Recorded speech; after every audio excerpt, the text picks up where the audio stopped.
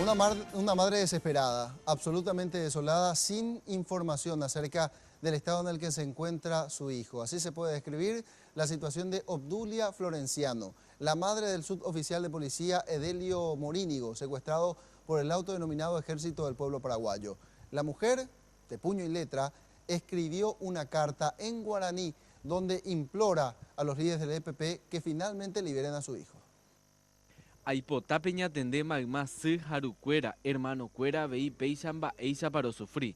Cocuatiare a jaibo, rombo yahute saípe. Aretema ñembrasípe, roicova oreañorei. Mamopa oimene delio, oimene pa oin con vida. Oreningo todos los días roñembo evas ese. Upecuevo orenase va épico royapota.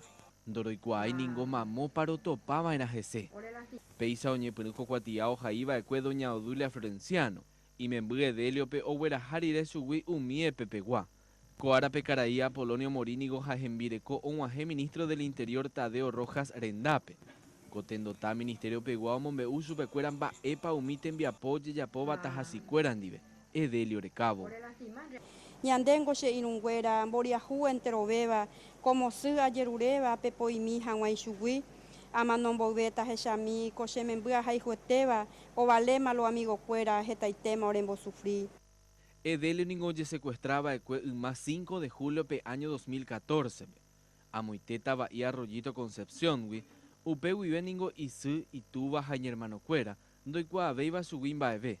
Doña Obdulia Jacaraía Polonio, omombe umba eisa pauja anota petei milagro de Navidad. Edelio onguajeye vivos en da pecuera.